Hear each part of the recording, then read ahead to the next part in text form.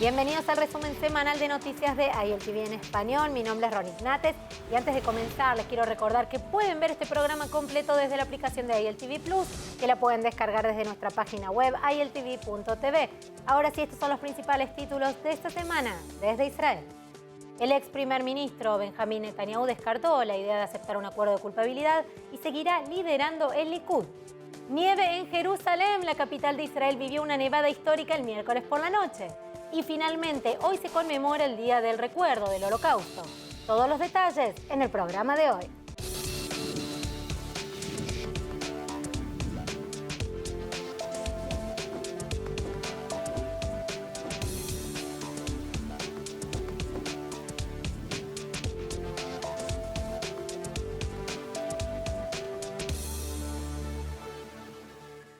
El primer ministro y líder de la oposición Benjamín Netanyahu habló por primera vez el lunes por la noche, poniendo fin a cualquier especulación sobre un posible acuerdo de culpabilidad y agradeció a sus seguidores por el incondicional apoyo. Miremos el informe. הציבור כולו רואה מה קורה בבית המשפט ואיך התנהלה החקירה נגדי. די היה בכך כדי לסגור את התיקים נגדי כבר עכשיו, אך זה עדיין לא קרה. בימים האחרונים פורסמו טענות שגויות בתקשורת על דברים שכביכול הסכמתי להם, כגון הטענה שהסכמתי לקלון. זה פשוט לא נכון. El rechazo del acuerdo por parte de Netanyahu se produjo tras los informes de que el fiscal general Avichai Mendevlit ya no estaría interesado en llegar a un acuerdo con el ex primer ministro y que cualquier futuro acuerdo de culpabilidad tendría que negociarse con su sucesor. Los abogados de Netanyahu estaban en negociaciones con el fiscal general para negociar un acuerdo en el que el ex primer ministro admitiera fraude y abuso de confianza, mientras que los cargos de soborno más graves serían desestimados y, como tal, no cumpliría ningún tiempo en la cárcel, solo probablemente hubiese recibido una sentencia de servicio comunitario. El principal punto de discordia sigue siendo la cláusula de vileza moral que impediría a Netanyahu postularse para un cargo público durante 7 años. Una cláusula en la que Mendevlit y la Fiscalía insistieron en cualquier arreglo de declaración de culpabilidad. Por ello, en su primera alusión pública, insistió en que no aceptará la cláusula de vileza moral y pretende seguir al frente del partido Likud. אזרחי ישראל היקרים והאהובים, בימים האחרונים הוכחתם שוב שאני לא צועד לבד, ושמיליונים מכם צועדים יחד איתי. ריגשתם אותי מאוד, ואני מבקש להגיד לכם משהו. אני אמשיך להוביל את הליכוד ואת המחנה הלאומי כדי להנהיג את מדינת ישראל בשליחותכם. Estas declaraciones han puesto fin de manera efectiva a las negociaciones en curso con el actual fiscal general, quien dejará su cargo el 1 de febrero. Queda por ver si el reemplazo de Mendevlit estará interesado en buscar un acuerdo de culpabilidad con Netanyahu sin la cláusula de vileza moral, aunque sigue siendo muy poco probable en esta etapa. Mientras tanto, el domingo, horas antes de las declaraciones de Netanyahu del lunes, el gabinete votó para aprobar una comisión de investigación sobre el asunto de los submarinos. ¿De qué se trata? Lo explicamos en el siguiente informe de ILTV. El asunto de los submarinos o caso 3000 se remonta a 2016 e involucra acusaciones de acciones criminales y decisiones cuestionables de toma de decisiones políticas en la compra de un submarino de propulsión nuclear y un buque de guerra adicional de la empresa de fabricación naval alemana ThyssenKrupp. Un juicio penal por el caso ya ha visto acusaciones contra algunos de los principales ayudantes del ex primer ministro Benjamín Netanyahu, aunque Netanyahu nunca fue sospechoso. Y ahora el establecimiento de la comisión estatal años después busca sondear el asunto. Por lo tanto, la jueza de la Corte Suprema, Esther Hayot, será la responsable de nombrar al jefe de la comisión de investigación, que estará integrada por 5 miembros. La comisión no investigará la mala conducta delictiva, sino que investigará los procesos de trabajo y la toma de decisiones del escalón político y establecerá hallazgos y recomendaciones con respecto a estos procedimientos. Además, la comisión examinará la aprobación de Netanyahu de la venta de submarinos alemanes a Egipto. Como tal, se espera que Netanyahu sea llamado a testificar ante la comisión. La decisión del gobierno actual de relanzar la investigación ha generado algunas críticas y acusaciones de venganza política contra Netanyahu. Esto se ve respaldado por el hecho de que el gobierno actual acaba de cerrar un acuerdo para comprar 3 nuevos submarinos de propulsión nuclear por 3.000 millones de euros, más del doble del precio original. Sin embargo, la gran mayoría del gabinete votó a favor de la comisión, con la abstención del primer ministro Naftali Bennett y la ministra del Interior Ayelet Shaked, que votaron en contra. Y ahora, en noticias de coronavirus, Israel se ha convertido en el primer país del mundo en recomendar una 4ª vacuna para adultos mayores de 18 años. El martes, el equipo de respuesta a la pandemia de Israel y el Comité Asesor sobre Vacunas recomendaron que se administre una cuarta vacuna de refuerzo contra el coronavirus a adultos entre las edades de 18 y 60 años que se hayan recuperado de COVID-19 o hayan recibido la tercera vacuna hace al menos 5 meses. El panel se basó en los resultados preliminares de un estudio que mostró que la cuarta inyección proporcionó de 3 a 5 veces más protección contra enfermedades graves y el doble contra infecciones que con solo 3 inyecciones. La recomendación está sujeta a la aprobación final del director general del Ministerio de Salud, del profesor Nachman Ash. Por otra parte, el Ministerio de Salud también publicó nuevas estadísticas que indican que al menos 180.000 personas están en cuarentena. Mientras que los expertos en Israel y en todo el mundo siguen siendo optimistas de que la ola Omicron pasará pronto las próximas semanas, aunque en Israel los números siguen aumentando. Mientras tanto, el sindicato de docentes llamó a la huelga después de que Israel cancelara la cuarentena para los estudiantes expuestos a un portador confirmado de COVID.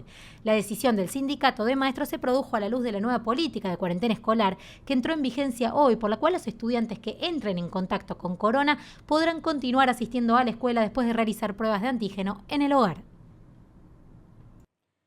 En otras noticias, no uno sino 2 temblores sacudieron a Israel esta semana. El primero golpeó la noche del sábado y fue sentido por muchos vecinos en todo el centro y norte del país, mientras que el segundo golpeó el domingo por la tarde. Según el Servicio Geológico de Israel, alrededor de las 12:30 p.m. del domingo, un terremoto de magnitud 3,5 sacudió la parte norte del país, con epicentro ubicado a solo 16 kilómetros al sureste de la ciudad de Tiberíades, situada a orillas del Mar de Galilea. Y menos de 24 horas antes, según el Centro Sismológico Mediterráneo Europeo, informó que un terremoto con una magnitud de 4.1 golpeó a Israel con el epicentro en la región del Mar Muerto, justo al sur del Mar de Galilea, cerca de Afula y Bet Shaen, en una profundidad de 2 kilómetros. Según los informes, los residentes de toda la región y el vecino jordano sintieron el terremoto, aunque afortunadamente no se reportaron heridos ni daños. Bien, y hablando de fenómenos naturales, la nieve llegó a la capital israelí de Jerusalén, y cuando digo nieve me refiero a mucha nieve. Mira. Las nevadas han cubierto por completo la ciudad de Jerusalén y otras ciudades cercanas. Es raro ver nevadas tan intensas, ya que parte del norte de Israel y las zonas montañosas de Cisjordania también están completamente cubiertas. Debido a la nieve se cerraron algunas carreteras y escuelas, y los fieles religiosos tuvieron que caminar a través de las pulgadas de nieve para llegar a los lugares sagrados dentro de la ciudad vieja amurallada. Eso incluye la cúpula de la roca cubierta de nieve y el muro de los lamentos. Además, pueden ver a los niños jugando en las calles, viendo caer los copos e incluso algunas peleas de bolas de nieve. Mientras tanto, la policía cerró varias carreteras principales que conducen a Jerusalén y se suspendieron los servicios de autobús dentro de la ciudad. Según el alcalde, 210 máquinas quitanieves trabajaron para despejar las calles de la ciudad durante la noche, y la nieve se acumuló hasta una altura de 20 centímetros. Bien, y nos movemos al plano internacional, porque Israel y China marcan 30 años desde el establecimiento de relaciones diplomáticas entre los dos países, y el Comité Conjunto Chino-Israelí sobre Cooperación en Innovación se reunió virtualmente el lunes. La reunión estuvo encabezada por el ministro de Asuntos Exteriores israelí, Yair Lapid, y el vicepresidente chino, Wang Qishan, y marcó la 5ª vez que el comité se reúne. La reunión anterior tuvo lugar en Jerusalén en el año 2018. Durante la reunión virtual se firmó un plan de acción de 3 años entre los dos países que tiene como objetivo regular el diálogo y la cooperación profesional entre los gobiernos hasta el 2024. Adicionalmente, los dos países firmaron una serie de acuerdos profesionales bilaterales. En la apertura de la discusión, el ministro de Relaciones Exteriores, Yair Lapid, dijo que los chinos como los israelíes no tienen miedo de las nuevas ideas, y agregó que el Comité Conjunto no es simplemente una empresa tecnológica, sino el mecanismo central para el gobierno. La cooperación gubernamental entre los dos países permite la realización de la innovadora Asociación Integral anunciada en 2017.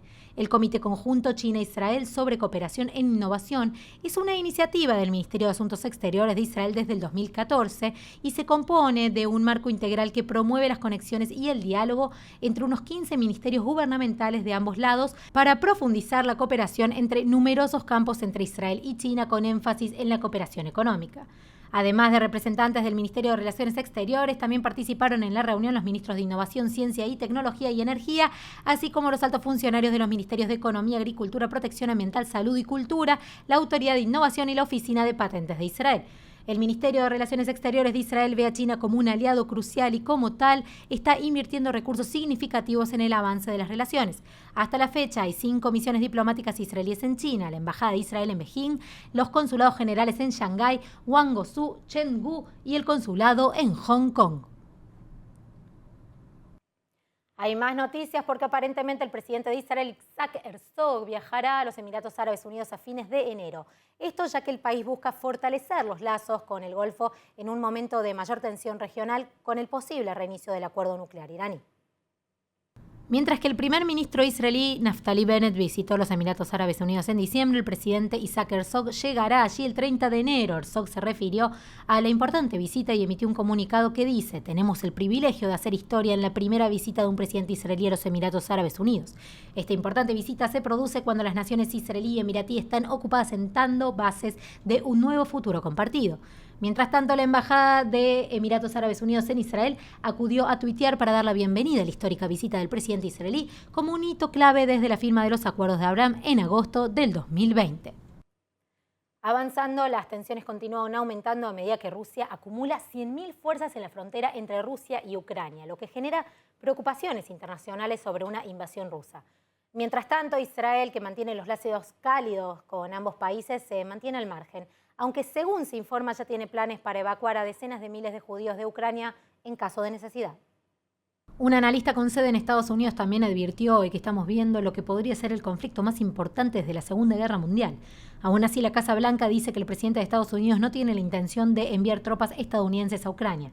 Mientras tanto, Israel se ha comprometido a ayudar a la comunidad judía en Ucrania, prometiendo ayudar a evacuar a la comunidad en caso de que surja la necesidad.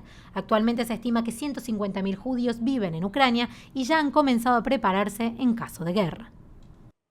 Cambiando de tema, hoy es un día muy especial para los judíos de Israel y el mundo porque estamos frente al Día Internacional del Recuerdo del Holocausto. En este contexto, la Autoridad para los Derechos de los Sobrevivientes del Holocausto del Ministerio de Igualdad Social ha publicado un nuevo informe afirmando que actualmente hay casi 166.000 sobrevivientes del Holocausto viviendo en Israel. El 90% de ellos tiene más de 80 años. Más de 950 sobrevivientes del Holocausto han alcanzado la edad de 100 años o más. Mientras tanto, el informe establece que el 60% de los sobrevivientes del Holocausto son mujeres, lo que representa unas 105.000 mujeres sobrevivientes. Dentro de Israel, Haifa es la ciudad con más sobrevivientes, con 11.300 personas. A Haifa le sigue de cerca Jerusalén, donde viven 10.300 sobrevivientes del Holocausto, y solo 8.900 sobrevivientes viven hoy en Tel Aviv. Durante el año pasado, lamentablemente, fallecieron 15.324 sobrevivientes. Eso es un promedio de 42 sobrevivientes del Holocausto por día. La ministra de Igualdad Social de Israel, Meirav Cohen, dijo que esta es la última generación y que conlleva una gran responsabilidad de cuidar a los sobrevivientes restantes y de sus historias. Por eso es importante ahora más que nunca cuidar a los sobrevivientes que aún están con nosotros y mantener vivo el recuerdo de quienes ya no están. Bueno, además de mantener vivo el recuerdo del Holocausto, es fundamental educar a las nuevas generaciones y contar qué es lo que realmente pasó, porque el resultado del olvido es, entre tantas cosas, el aumento del antisemitismo. De hecho, el Ministerio de Asuntos de la Diáspora de Israel ha publicado un nuevo informe el sábado por la noche que muestra cómo el antisemitismo en todo el mundo se ha disparado el año pasado. Según el informe, 1 de cada 4 judíos en los Estados Unidos fue víctima del antisemitismo el año pasado. Esto sube el 72% entre los judíos ultraortodoxos, mientras que en el Reino Unido hubo el mayor número de incidentes antisemitas violentos reportados en una década. Unos 1.308 incidentes solo en la primera mitad de 2021. Y en Francia, principalmente en París, los incidentes de antisemitismo en línea alcanzaron su punto máximo. El informe también encontró un aumento dramático en la retórica antisemita en línea, principalmente en Twitter, con 430.000 publicaciones antisemitas en línea durante la operación Guardián de los Muros en mayo del 2021. Los hallazgos también encontraron que estos incidentes antisemitas atravesaron el reino virtual, lo que lleva a ataques contra judíos e instituciones judías en todo el mundo, quienes son vistos como conectados directamente con el Estado de Israel, en lo que el informe denominó nuevo antisemitismo. El informe también encontró que el 50% de los turistas israelíes ocultan sus símbolos judíos o israelíes mientras están en el extranjero. Y con respecto al movimiento BDS, el informe encontró que casi 1 de cada 4 jóvenes judíos en los Estados Unidos apoya al movimiento BDS. Esto fue todo por hoy. Muchas gracias por acompañarnos. Ya saben que si quieren recibir más noticias en español y contenido exclusivo, deben suscribirse a nuestra nueva plataforma, ILTV Plus, y seguirnos en nuestras redes sociales, Facebook, Twitter e Instagram. Ha sido un placer acompañarlos hoy. Mi nombre es Ronit Nates y nos vemos la semana que viene.